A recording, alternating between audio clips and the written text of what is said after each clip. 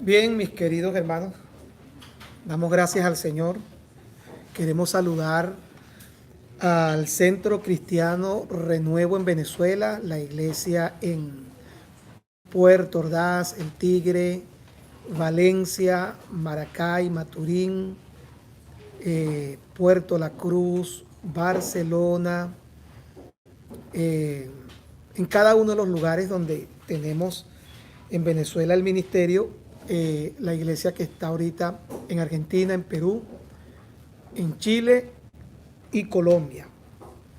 Y también para las personas que se conectan desde otros estados de la Unión Americana aquí mismo, enviamos un saludo muy especial para comenzar nuestra clase el día de hoy.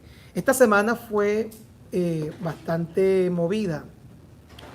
Hoy finalmente se ungió en la iglesia principal de Puerto Ordaz el gobierno que habíamos estado preparando y trabajando, el gobierno de iglesia. Se logró establecer el nuevo equipo donde hay un pastor principal, hay un maestro, por ahora solo un maestro, evangelista, profeta, y obviamente estamos haciendo un trabajo que es de mentorear desde este país a cada una de nuestras iglesias. Fue una experiencia bien bonita, todavía estamos expectantes por todos los cambios que seguramente se van a dar. Yo compartí hace minutos con el pastor en Venezuela. Siempre la decisión que nosotros tomemos en esta vida siempre va a tener sus seguidores que van a aprobar y va a tener también las personas que van a adversar cualquier decisión. Y eso es lo más normal de este mundo. Sin embargo, yo le decía que el que uno pueda aprender a tomar las decisiones correctas no quiere decir que haya un acuerdo siempre unánime. Vamos a encontrar el primer concilio de Jerusalén del capítulo 15 del libro de los Hechos, y aún siendo que ese concilio, que fue el primero, fue dirigido por el Espíritu Santo, como concluye, hubieron sus escollos de diferencias y dificultades. Y voy a repasar un poquito algunas cosas que tienen que ver con los momentos tan importantes en donde nosotros debemos ser formados para tomar decisiones. Algo que es necesario que tengamos que sostener es que lamentablemente nosotros somos herederos de una cultura mística y, si se quiere, ocultista. Pareciera ser que las decisiones siempre tienen que estar marcadas o por sueños o por profecías o por cualquier tipo de experiencia. Yo no quiero decir que ninguna de estas actividades no tengan su lugar en el punto de la confirmación. Pero para tomar decisiones hay que aprender a oír la voz de Dios. Y a algunas personas les cuesta oír la voz de Dios porque la voz de Dios no necesariamente es audible. Si Dios hubiera querido seguir hablando de la forma que lo había hecho durante el tiempo de la ley, hubiera sido tan práctico que no nos hubiera entregado su palabra. Hoy nosotros entendemos que su palabra es la forma más segura, dice el apóstol Pedro, la más segura para poder ser dirigido por el Espíritu. Siendo la forma más segura de dirección el poder tener la palabra, sabemos que luego pueden venir otros elementos de confirmación, pero siempre la palabra, a través de lo que el apóstol Pablo dijo en Romanos capítulo 8, y es que los que son guiados por el Espíritu, estos son los hijos de Dios. La convicción de ello depende de la salud espiritual. Y yo vengo diciendo desde hace mucho tiempo que un creyente que goza de salud espiritual se define porque hay 4 características que determinan su vida. 1, es un creyente que ora. 2, es un creyente que tiene en su vida devocional lectura, estudia la palabra. Número 3, se congrega. Y número 4, se multiplica. Cuando usted observa a un creyente que puede estar bajo estos 4 elementos, se puede decir que es un creyente con salud espiritual. Ora, lee la Biblia, se congrega y se multiplica. Si alguno de estos falta, obviamente, es un indicativo interesante también de la salud espiritual del creyente. No es tan difícil poder entender el trato o la voz de Dios. Lo único que necesitamos es dedicar tiempo a entender lo que es la guianza del Espíritu. Y la guianza del Espíritu, al oír la voz de Dios, debe estar sostenida y fundamentada siempre en su palabra, ya que los cielos y la tierra pasarán, pero su palabra permanece para siempre. ¿Hay elementos que pueden intervenir posteriormente? Sí, como elementos de confirmación, pero el trato inmediato es a través de la palabra. Ahora, yo le decía esta mañana a los hermanos, usted no va a encontrar en la Biblia, al leerla, un versículo que te diga, te casas con este y con este no. Vas para acá y para acá no vas. Al leer la palabra y oír la voz de Dios, ella es como un mapa que te entrega en sus historias y en sus enseñanzas principios que comienzan a darte claridad para que tú puedas saber qué decisión es la que te conviene. Porque no van a existir versículos que te dicen, Roy, tú te vas a casar con Judismar. Ay, el Señor me habló por su palabra. Esos versículos no existen. Roy, tú te vas para Miami. Esos versículos no existen. Pero sí hay suficientes historias bíblicas que te muestran las consecuencias de ciertas decisiones y hay suficientes enseñanzas bíblicas que te dicen cuáles son los pasos correctos dentro de los principios de Dios para que tú puedas darte cuenta de qué manera Dios te habla al leer la palabra. La gente que no lee la Biblia de forma cotidiana le cuesta poder entender esto que estoy diciendo. Pero el que tiene el hábito de leer la Biblia logra identificarse con el Salmo 119, el famoso versículo infantil de la escuela dominical, lámpara es a mis pies tu palabra y lumbrera tu camino. La Biblia simplemente se va a convertir en una lumbrera que no te va a decir ve por aquí, pero sí te va a dar luz para tú saber si por allí puedes caminar, o te va a decir simplemente ese no es el camino que debes seguir. Porque la Biblia es un libro de principios. Y en realidad lo que hacemos nosotros es enseñar principios espirituales que Dios establece en su palabra. También le decía a los hermanos que si hay algo que necesitamos tratar de fortalecer, y por ello estoy trabajando fuertemente en este proyecto que se llama el crimen psicológico, es que nos demos cuenta que esta misma herencia religiosa de ocultismo y misticismo que nos llevó a ver el evangelio de forma tan complicada, se convirtió en factores de manipulación. Y yo llamo manipulación cuando yo uso la intimidación, cuando yo uso el psicoterror, cuando yo uso el control personal y, como siempre he dicho, cuando yo vendo la imagen del líder como una persona infalible. Recuerden que en el año 1870 la Iglesia Católica llega a la conclusión que el Papa es infalible. Y el Papa incluso puede contradecir lo que dice la Biblia y es ley, porque lo dijo el Papa, y la Iglesia Católica terminó sosteniendo que el Papa es infalible. Eso no puede ocurrir en la Iglesia de Cristo, porque no debemos tener complejos en reconocer que nos equivocamos. Pero ¿en dónde está nuestra base de seguridad? No en la decisión que yo tomo, sino en la decisión que me dirige su palabra. Es su palabra lo que al final termina siendo para nosotros determinante. Y por último, y en tercero que estuve compartiendo, entender lo que realmente es la obra del diablo. Hablamos tanto del diablo y en la vigilia yo le decía a los hermanos, necesitamos comenzar a orar desde posiciones y fundamentos diferentes. Porque cuando oramos, lo hacemos desde una posición de demonio y no desde una posición de dominio.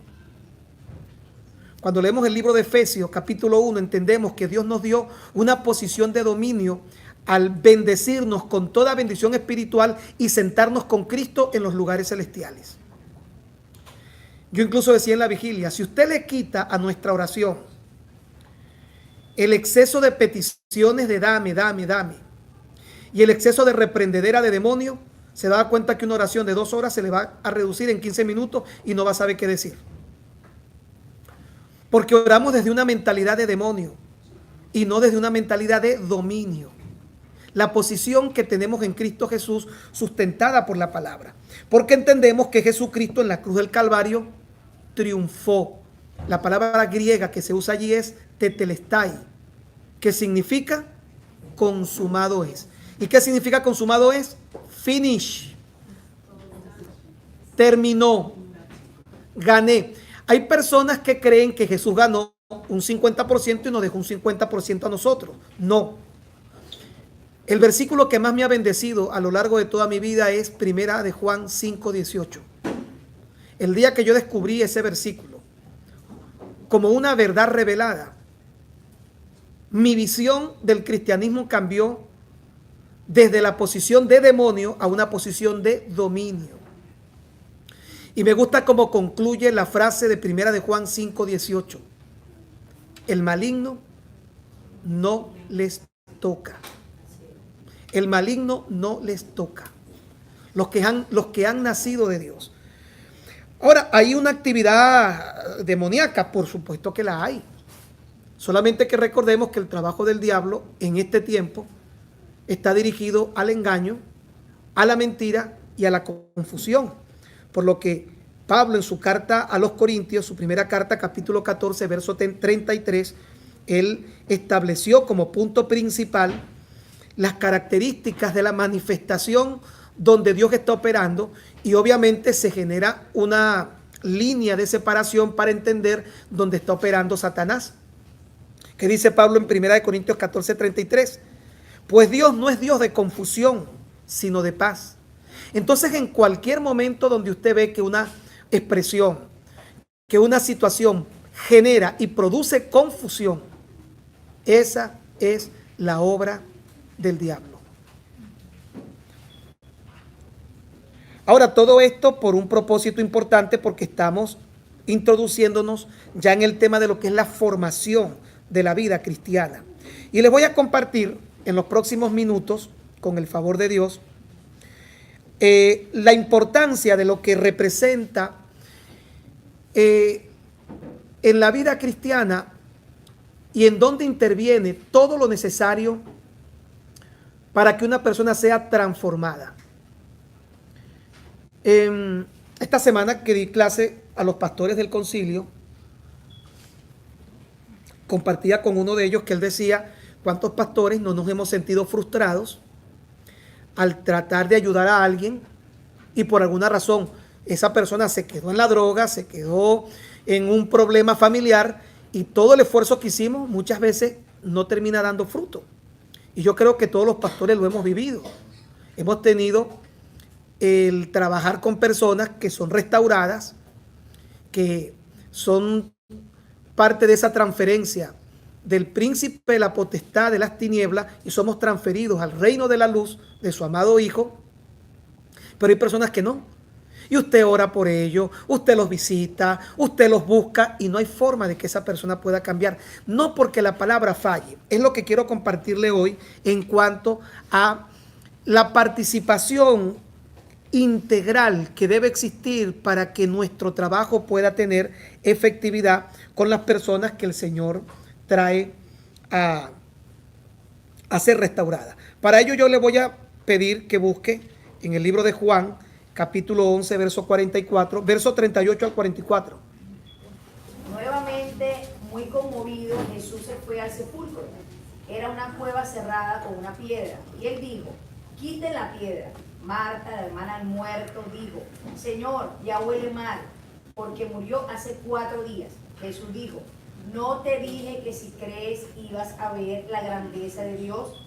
Entonces quitaron la piedra. Jesús miró hacia arriba y dijo: Padre, te agradezco porque me has escuchado. Sé que siempre me escuchas, pero lo que digo por toda la gente que está, lo digo por toda la gente que está alrededor. Así creerán que tú me enviaste. Después de decir esto, Jesús gritó: Lázaro, sal de allí. El hombre que había estado muerto salió. Sus manos y pies estaban todavía atados con vendas y su cara estaba envuelta en un lienzo. Y Jesús le dijo a la gente: desátenlo y déjenlo ir. Ok. El milagro que observamos aquí es que Jesús resucitó a un muerto.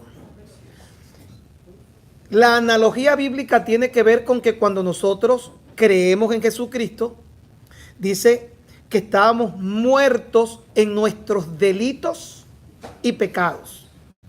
Al nacer de nuevo, ¿qué es lo que sucede en el momento que nacemos de nuevo? Espiritualmente somos resucitados. De hecho, recuerde que la palabra muerte significa separación. Porque Dios le dice a Adán en el huerto del Edén que el día que coma del árbol, ciertamente moriría. Ahora, ellos comieron del árbol y literalmente no murieron en el momento. Pero sí murieron porque hubo una separación espiritual. Muerte en la Biblia es equivalente a separación. Cuando una persona camina sin Dios y sin esperanza, vive muerto en delitos y pecados. Y el único que puede traerlo de muerte a vida, que puede trasladarlo del príncipe de la potestad de las tinieblas al reino de su amado Hijo, ¿quién es? ¿Nosotros? No. ¿Quién es? El Señor, por medio de la obra del Espíritu Santo. Ahora, analice lo que ocurrió con Lázaro. Mire esta analogía. Lázaro resucita, pero viene con un problema. Estaba atado. Pregunto, ¿Jesús podía desatarlo? Pero Jesús no lo desató. ¿Qué le dijo Jesús a los que estaban allí? Es decir, todas las personas que vienen de muerte a vida vienen atados. Y es responsabilidad de la iglesia desatarlo. ¿Sí me estoy explicando? Entra un trabajo en el que la iglesia debe entender que nosotros no hacemos lo imposible lo hace Dios, porque el único que puede salvar el alma humana es Dios. Pero entramos nosotros a hacer lo que nos es posible, aunque es difícil, porque recuerde que lo imposible le corresponde a Dios, lo difícil nos toca a nosotros. A la persona querer hacerlo. Ya voy para allá porque hay 3 elementos que vamos a considerar, Gaby. Entonces, la persona nace de nuevo, pero cuando viene a Cristo, ¿cómo llega? Crudita. Llega atada. Llega con vicios de droga, llega con vicios de alcoholismo, llega fumando, llega con problemas de carácter. Y de pronto lo único que ocurre en el momento que alguien nace de nuevo, en el momento que la persona acepta a Cristo, lo único que ocurre es que hay una transferencia. La persona es trasladada en el mundo espiritual del reino de las tinieblas, del príncipe de la potestad del aire, el reino de las tinieblas, y es trasladado al reino de su amado Hijo. Pero aún y cuando ahora está en el reino de su amado Hijo, ¿cómo llegó? ¿Cómo está la persona? Atada. Anote esto que le voy a decir. La personalidad es el resultado de una ecuación sencilla. Todos nosotros tenemos una personalidad. Y esa personalidad es el resultado de una ecuación sencilla. Avíseme para seguir. La ecuación es la siguiente. Temperamento más carácter más educación. Eso da como resultado, o esa ecuación sencilla es igual a personalidad. Es decir, la personalidad que todos tenemos se debe a estos 3 elementos. Temperamento. Recuerden que el famoso médico Hipócrates logró definir el temperamento, o logró fraccionarlo en 4. Colérico, melancólico, sanguíneo, flemático. Ese es el primer elemento de esta ecuación. Nosotros nacemos con un temperamento particular que nos distingue, eso es genético, nunca vamos a perder el temperamento. Tim LaHaye dice, Dios puede ayudarnos a transformarlo, a modificar, pero el temperamento va a vivir con nosotros hasta el último día de nuestra vida. ¿Ok? No me voy a meter en un tema de temperamentos profundos porque habría que explicar los dos temperamentos recesivos y los dos temperamentos dominantes, porque se dice que el ser humano tiene los cuatro. Sin embargo, hay dos recesivos y dos dominantes. De hecho, si yo trato de definir mi temperamento, yo soy melancólico colérico. No hay uno solo. Hay dos que determinan, aunque tengo los cuatro, pero hay dos que predominan. Recuerde que la persona sanguínea es la que se define como extrovertida, conversadora, los que no tienen pena, los que no tienen ninguna dificultad para comunicarse, pueden definirse como almas de la fiesta, no sufren de pena ni de vergüenza. Yo creo que ¿ah? Ana es sanguínea.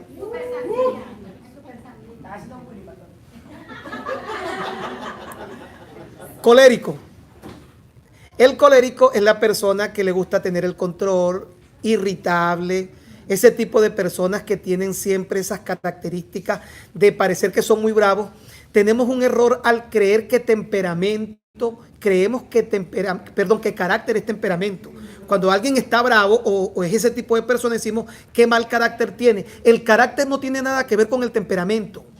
Lo que tendríamos que decir en ese tipo de personas que consideramos de mal carácter es que esa persona es colérica. Diana dice que es colérica. Yo creo que sí, porque el colérico es autoritario. Y es así.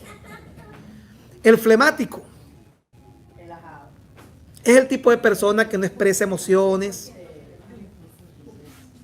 No son muy perfeccionistas, pero ellos no acostumbran a manifestar sus emociones. Podríamos decir que ¿quién pudiera ser aquí flemático? No, Roger se transforma frente a la cámara.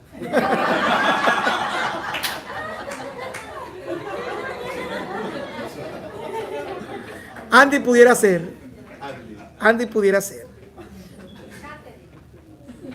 No creo. Joseph es flemático. Joseph. Y está el melancólico, que es la persona autocompasiva, sensible, llora mucho, lo manipulan, lo controlan. Ese tipo de personas que usted sabe que usted le echa un cuento y le va a soltar plata inmediatamente. Ven una novela, ven una película y esos lloran cuando Jack se está hundiendo. Y entonces usted ve, ¿cómo se llama la mujer del Titanic? Que empieza, Jack. Sabe que está haciendo mucho frío y empieza ella, Jack. Y ya se está hundiendo. Y entonces el melancólico ve esas películas y para ellos de verdad usted lo ve privado llorando porque se murió Jack y nunca conocieron a Jack. Esa es la persona melancólica. Todos nosotros tenemos un temperamento. Hoy no vamos a hablar del test de temperamento porque queremos avanzar. Ahora, si al temperamento usted le suma el carácter, ¿qué es el carácter? La palabra carácter del griego, marca. Todas las cosas que nos han marcado a lo largo de nuestra vida. Una persona que fue violada cuando era niña, una persona que fue abusada, quedó huérfano a temprana edad. Todo lo que se puede considerar que se convirtieron en factores que marcaron nuestra vida. Todo eso que se puede mirar como una marca es lo que se define como carácter. O de allí se construye el carácter en la personalidad. Y finalmente, la educación. Lo que te enseñaron en tu casa, lo que te enseñaron mientras tú ibas creciendo. Temperamento, más carácter, más educación, igual personalidad. Entonces nos encontramos con algunas personalidades interesantes. La iglesia está llena de gente y cada quien tiene su propia personalidad. Gente orgullosa, narcisista, gente con baja autoestima, gente susceptible, gente belicosa, gente crítica, perfeccionista, tímida, chismosa, envidiosa, vengativa, amargada, iracunda, indolente, apática, maleducada, mediocre, intemperante. Y es la realidad. Ojalá todos en la iglesia fueran iguales. Pero todos tienen una personalidad que ha venido a ser el resultado de su temperamento, de su carácter y de toda la educación, y a veces son antivalores esa educación que se recibió. Ahora, cuando Jesús dijo desatadle y dejarle ir, entendemos que la iglesia tiene un trabajo importante porque hay mucha mala educación con la que llegó la gente, y esa mala educación es hoy lo que hace su personalidad. Hay mucha gente marcada por cosas que vivieron. ¿Sabe cuántas personas crecieron sin un padre, sin una madre? Fueron hijos de familias disfuncionales, madres solteras, o a lo mejor tuvieron padres abusivos, o fueron abusados durante su infancia sexualmente. Pero todo eso que marcó a alguien, yo a veces tengo tanta misericordia y compasión cuando alguien me dice, pastor, no siga invirtiendo en tal persona porque esa persona sí es complicada. No es que es complicada, es que esa persona es el resultado de a lo mejor una mala educación, es el resultado de cosas que lo marcaron, y súmele a eso su temperamento. Qué gente tan complicada. Y la iglesia es el hospital que recibe a toditos. Gente violada, gente que no fue violada, gente que no tuvo papá, gente que tuvo papá, gente que le tocó trabajar desde chiquito, gente que desde pequeño tuvieron todo, porque también se puede considerar en estas marcas aquellos que fueron hijos consentidos y que también fueron marcados negativamente por lo que parecía que era positivo. Y llegamos a Cristo y nos encontramos con un gran problema. Gente con un temperamento, con un carácter, pero crecieron toda la vida en una iglesia evangélica donde no fueron educados correctamente, sino que fueron deformados con una mentalidad de religión, donde les castraron literalmente sus emociones, porque reírse era malo, enamorarse era malo, porque crecimos. Eso también contribuye a personalidades negativas que tenemos dentro de la iglesia. Y por eso nos damos cuenta porque cuando Lázaro viene a la vida, Jesús le dice a los que están allí, desatadle, porque la gente viene a Cristo, pero viene atada. Manos, pies y cabeza. Y esto tiene un significado que se los voy a explicar posteriormente. Ahora, lo que decía Gaby, ¿qué lleva a una persona a ser desatada en el proceso de transformación? Intervienen los siguientes elementos: el nuevo nacimiento. Sí, una persona al nacer de nuevo, en el momento que acepta a Cristo, interviene la obra del Espíritu Santo. Número 2, el trabajo de la iglesia, que es ahora trabajar en esa persona para desatarlo. Y número 3, la voluntad que tiene cada quien de querer cambiar. ¿No se ha fijado que nosotros hemos cometido un gran problema, incluso en nuestras oraciones?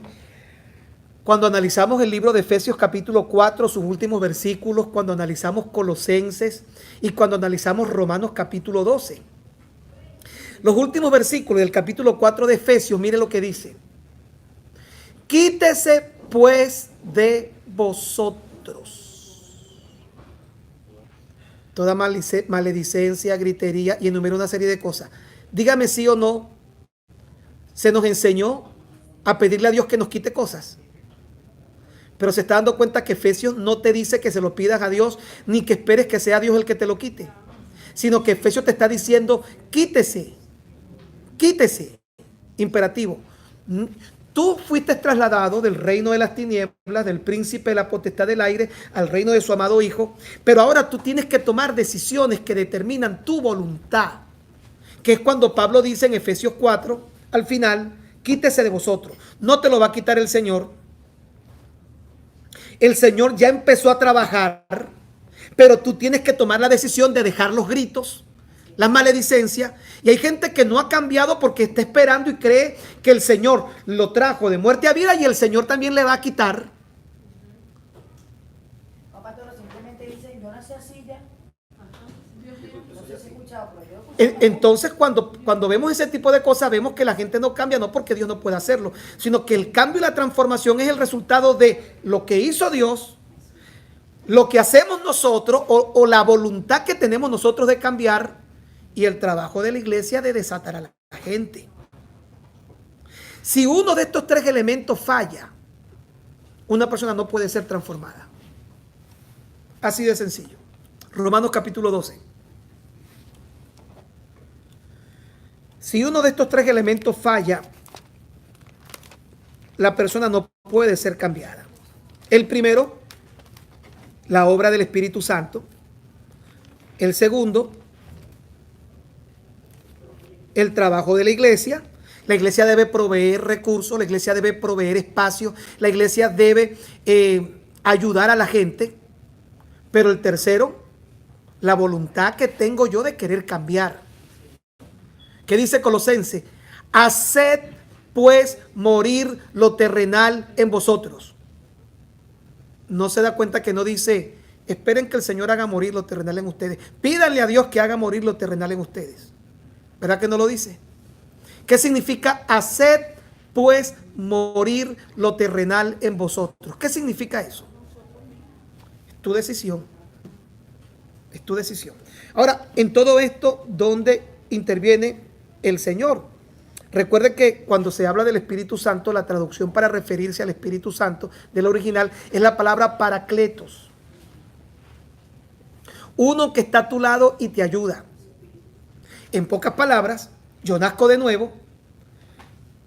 El Señor hizo su obra al trasladarme y al llevarme de muerte a vida. La iglesia es el lugar que provee espacio, por eso es importante congregarse. La iglesia te va a entregar todas las herramientas, la iglesia te va a enseñar todo lo que necesitas saber, pero luego tú tienes que poner de tu parte y asumir con voluntad propia el deseo de querer cambiar. Si estos tres elementos se dan, el Espíritu Santo está inmerso como paracletos, que es la palabra que usa para él, que es el que nos ayuda en nuestras debilidades. Es decir, yo digo, Señor, yo tengo este problema de gritería. Yo decido, yo tomo la decisión de quitarlo. En el momento que tú tomas la decisión, inmediatamente el Espíritu Santo como paracletos comienza no a quitártelo, comienza a ayudarte para que seas tú quien lo quite. ¿Sí me explico lo que le quiero decir? No te lo va a quitar el Espíritu Santo. El Espíritu Santo va a estar como paracleto, va a estar como quien te va a brindar la ayuda, la fortaleza, la guianza. Cuando no puedas, Él te va a levantar. Cuando sientas que llegaste al final, Él te va a tomar de la mano para que sigas adelante. Pero no te lo va a quitar el Espíritu Santo. ¿Cómo hemos de pedir? No lo sabemos. Pero el Espíritu Santo gime por nosotros con gemido indecible. Y dice que Él nos ayuda en nuestras, nos ayuda, no es que Él lo hace, nos ayuda. Porque ya Cristo hizo lo que tenía que hacer, que fue salvarnos. La iglesia está haciendo lo que le corresponde, que es proveer espacio, proveer el conocimiento, proveer los recursos. Tú estás tomando voluntariamente la decisión de querer cambiar y ahí está el Espíritu Santo ayudándote, animándote y todos los días infundiendo lo que necesitas para que puedas cambiar. Es decir, que si alguien no cambia porque no le da la gana. Pero Dios nos proveyó estos tres elementos con la ayuda del Espíritu Santo para que una transformación se pueda dar. Al leer Romanos 12, le voy a poner un ejemplo que siempre lo pongo para que usted pueda captar con mayor facilidad. Yo esta semana voy a viajar para Arkansas. Voy a un aniversario. Pero resulta que mi familia se queda. Y yo llego ahorita a mi casa y me encuentro que en la puerta me está esperando una persona con tatuajes, con una cicatriz de aquí a aquí, marcado. Y me dice, lo estoy esperando porque me dijeron que aquí vivía un pastor. Ah, sí, soy yo. Yo vengo cansado de la vida. Estoy cansado. Acabo de salir de la cárcel. He pagado más de 20 años. Ah, ¿verdad? ¿Y por qué te metieron preso? porque he sido un violador durante toda mi vida. He violado 5 perros, 10 gallinas, 4 niños, 7 mujeres y 20 hombres. Le estoy diciendo, imagínense hipotéticamente. Entonces, ese hombre que está llegando a mi casa de haber sido un violador, imagínense toda la vida que ha tenido de haber violado a tanta gente. Yo le digo que pase y él entra. Vamos a orar por ti. Y él dice, estoy cansado, yo quiero aceptar a Cristo. Nosotros no conocemos los corazones, pero hipotéticamente, como es una historia que yo les estoy haciendo a ustedes, imagínense que sí podemos saber qué es lo que está ocurriendo. Y el hombre de forma sincera y de su corazón realmente quiere cambiar. Él quiere cambiar de verdad. Y hace la oración de fe, acepta a Cristo. Ahora que aceptó a Cristo, yo le pregunto, esa persona, si lo hizo de corazón, ¿nació de nuevo o no nació de nuevo? Repito, ¿nació de nuevo o no nació de nuevo? Fue trasladado del reino de las tinieblas, del príncipe de la potestad del aire, y fue trasladado al reino de su amado Hijo, ¿sí o no? Ok. Yo me tengo que ir esa misma semana para Arkansas, pero como él nació de nuevo y ahora es un hijo de Dios, yo le digo, te vas a quedar en mi casa este fin de semana hasta que yo venga con mi esposo y con mis hijos en el cuartico que tengo acá. ¿Por qué no, Mónica, si me acaba de decir que nació de nuevo?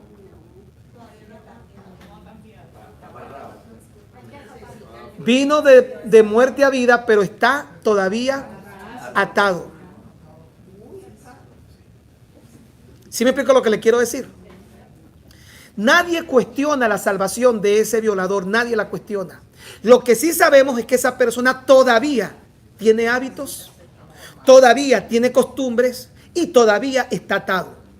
Y él necesita ahora pasar por un proceso para ser desatado. Y le voy a decir por qué yo les cuento este testimonio. O por qué les cuento esta historia. Porque ese fue un testimonio real que yo conocí de un pastor en Puerto Ordaz, que él trabajaba con expresidiarios. Y había una persona que había sido un delincuente. Y cuando salió de la cárcel, él lo llevó a su casa. Y violó a su esposa y a sus hijos. A razón de eso, este pastor que les estoy comentando se apartó del Señor y nunca quiso saber nada del Evangelio. Pero el error no fue Dios, el error fue haber creído que como esta persona había nacido de nuevo, ya estaba listo. Y mire, todo el que nace de nuevo está crudito. Es más, le voy a decir algo, es un proceso tan extenso que aún tenemos años en el Señor y Dios todavía está trabajando en todos nosotros. Todavía Dios nos sigue desatando de cosas que traemos de allá, porque fueron muchos años sumergidos en un mundo en donde teníamos hábitos y malas costumbres. Ahora, ¿qué es lo que dice Romanos capítulo 12? Y termino explicando Romanos capítulo 12. Así que, hermanos, os ruego por las misericordias de Dios que presentéis vuestros cuerpos en sacrificio vivo, santo, agradable a Dios, que es vuestro culto. Dese cuenta, vuestro culto racional con C, no con S. Si fuera culto racional con S, está hablando de fracción. Pero cuando es racional con C, está hablando de... La traducción culto para nosotros, a mí no me gusta mucho usar la palabra culto en ese sentido porque a algunas personas les suena como a secta. Y recuerde que toda cultura nace o parte de un culto. La palabra culto es equivalente a servicio. Ahora vea lo que está diciendo Pablo. Pablo está diciendo que cuando nosotros nos presentamos a Dios santo y agradable, estamos desarrollando, oiga bien esto, un servicio inteligente. ¿Por qué un servicio inteligente? Porque fe no es sensación ni es sentimiento. La fe descansa sobre dos condiciones: certeza y convicción. Es pues la fe, la certeza de lo que se espera, la convicción de lo que no se ve. Entonces te estás dando cuenta que fe es... La palabra certeza viene del término bíblico que usó Jesús muchas veces al decir, de cierto os digo, que significa es verdad, es verdad, es verdad. Certeza es algo cierto. Eso es lo que significa la palabra certeza. Certeza viene de certidumbre, de cierto. Y convicción viene de persuasión y convencimiento en lo que creo. Cuando yo entiendo la fe bajo la estructura de Hebreos capítulo 11, me doy cuenta que la fe no puede ser fe si no hay una verdad que creer, certeza, y esa certeza o esa verdad produce en mí una acción de convicción. Eso es lo que se llama culto racional o servicio inteligente. Dígame si me estoy explicando o no. Eso es lo que usted va a traducir como servicio inteligente, culto racional, con C, no con S.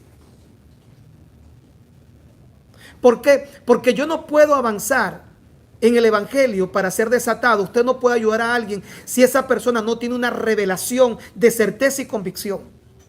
Si usted no tiene la capacidad de poder explicar las verdades del reino, esa persona va a seguir atada por mucho tiempo, porque lo que libera a una persona es el conocimiento de una verdad que produce convicción en su vida.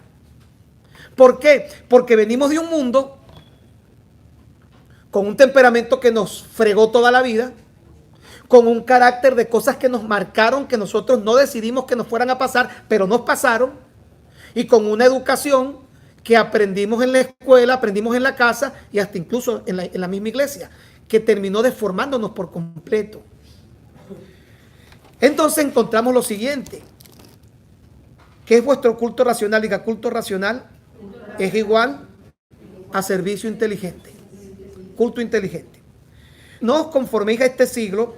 Vea esto.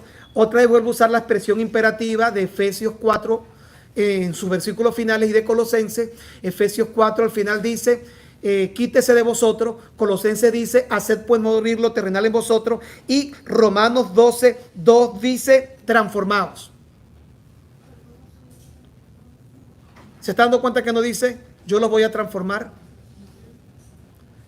Vuelve otra vez a involucrar la voluntad del individuo de querer cambiar. ¿Qué ha ocurrido con mucha gente que no cambia? Que nace de nuevo. La iglesia le provee todos los recursos necesarios, pero no pone de su parte, no tiene una voluntad determinante a cambiar. Uno. Lo otro, la iglesia le provee lo necesario, la persona quiere cambiar, pero si Dios no hace la obra, si no comienza el Señor haciendo su trabajo, eso es un centro de rehabilitación. Y solamente hay modificación de conducta, pero no hay transformación. Ahora, vayamos al último aspecto. Hay un nuevo nacimiento. La persona quiere cambiar, pero la iglesia no está haciendo su trabajo para desatar a las personas. Es donde tenemos que preguntarnos por qué tenemos tantos que no han logrado cambiar. ¿Cuál de estos tres elementos ha sido obviado o hemos saltado? Ahora encontramos donde dice, no os conforméis a este siglo, sino transformaos. Oiga bien, por medio de la renovación de vuestro entendimiento. ¿Qué es renovación del entendimiento? ¿Sustitución de qué? De lo antiguo por lo nuevo. Antivalores por los valores. Vienes de un mundo donde te educaron que si tú amas a alguien puedes acostarte con esa persona y ser feliz porque hay amor. Llegas a Cristo y la Biblia te enseña que aunque tú ames fuera del matrimonio, eso se llama fornicación. Tú vienes con antivalores y el conocimiento de la palabra te entrega valores.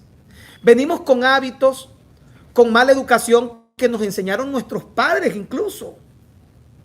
¿Sabe cuántos padres cuando tienen un hijo en estamento de vida machista, le enseñan o los llevan a un lugar para que tengan su primera mujer en esos sitios. Y el muchacho crece creyendo que eso es lo normal, que ser hombre es tener mujeres. Llega a Cristo y esa educación, sumada a su carácter y sumada a su temperamento, hace que ese individuo tenga una personalidad promiscua, una personalidad, ¿cómo se llama ese tipo de hombres que son, ¿cómo se llama? Yo no quiero decir que, porque yo digo que a los hombres les gustan las mujeres, pero que son muy... No, que llegan a Cristo y todavía tienen debilidad sexual, porque les educaron toda su vida. Su primera experiencia fue a lo mejor con una mujer de la mala vida. Desde chiquito el papá le enseñó que si tenía una amiguita y la amiguita se le resbalaba, que él era un varón y lo hiciera. Educación. Pero usted le suma esa educación que recibió del papá o de la mamá al carácter. De repente fue marcado porque ese papá era un papá maltratador o era un padre ausente. Y de pronto no tuvo a lo mejor un entorno familiar favorable que lo marcó. Y a lo mejor fue hasta abusado. Y súmele a eso que a lo mejor esa persona era colérica. Va a encontrar una personalidad distorsionada. Va a encontrar un individuo con quien nos toca hacer un trabajo. El gran error que hemos cometido como iglesia es creer que cuando nacen de nuevo todo está listo. No, nada está listo. Solamente comenzó la obra en él. El que comenzó la buena obra la perfeccionará. Allí solamente se inició todo, pero ahora vienen dos pasos posteriores. Mi trabajo como iglesia, que es comenzar a ver quién es esa persona, descubrir su temperamento, ver por qué la persona es como Eve, por qué es tan grosero, por qué responde tan mal, por qué es tan inestable, por qué es tan enamorado, por qué tiene tantas malas actitudes. Y tengo que darme cuenta que es que esa persona a lo mejor tuvo una infancia diferente a la mía. Pero súmele a eso la educación, lo que le enseñaron durante toda su vida hasta el día que conoció a Cristo. Y entonces usted va a encontrar individuos que llegan a Cristo, aman al Señor, pero son unos amargados. Son gente apática, maleducada, mediocre. Entonces, en este tema que estamos entrando para hablar del carácter y la formación, a usted se le va a abrir la mente al darse cuenta de qué manera la obra del Espíritu Santo y el proceso de transformación del individuo no obedece irresponsablemente a un solo elemento, sino la intervención de una iglesia que sabe cuál es su trabajo, de una persona que entiende qué es lo que tiene que hacer, y de un Dios que hizo en la cruz lo que hizo para nosotros. ¿Sí me logro explicar, verdad? Ok. Vamos a terminar. Vamos a continuar la semana que viene con los niveles de influencia en este sentido. No sé si hay alguna pregunta o algún comentario. Lo que se habló de pastor es continuidad de Sana Pastor. Hoy estamos hablando prácticamente de la formación y del carácter. Ya estamos entrando en formación y carácter. Ahora, esto no solamente es para ver esas personas, es para vernos a nosotros mismos en un espejo. Y uno dice, ay, con razón yo soy tan complicado, con razón yo soy tan inestable, porque el Señor me salvó, pero a lo mejor todavía, aunque yo sé que está mal aquello que me enseñaron, esa educación tiene una incidencia en mi forma de ver el mundo. O a lo mejor yo todavía sigo estando marcado por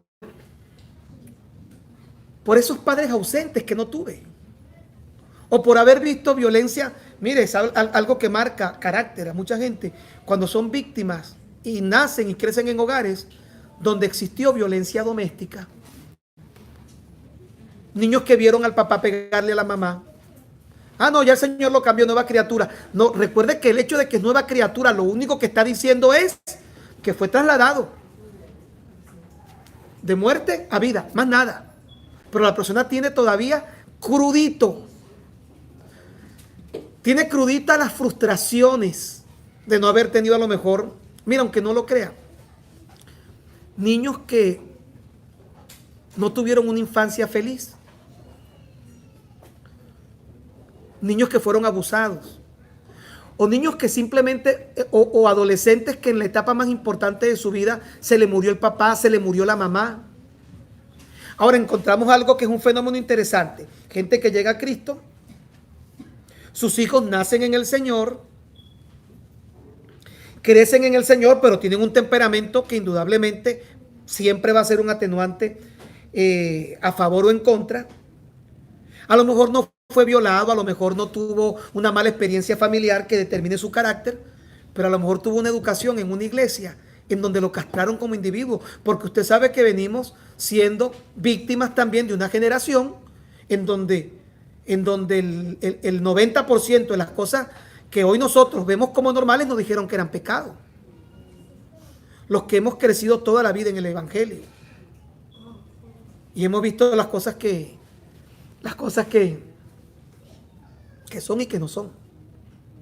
Entonces, mire, esto va a estar bien interesante, porque más allá de que nosotros podamos identificar en los demás, a lo mejor nos sirva para vernos en un espejo y entendernos un poco a nosotros mismos, entender a nuestros hermanos.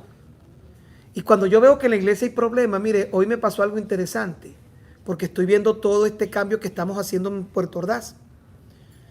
Y veo que hay gente que le cuesta tanto ser de ayuda.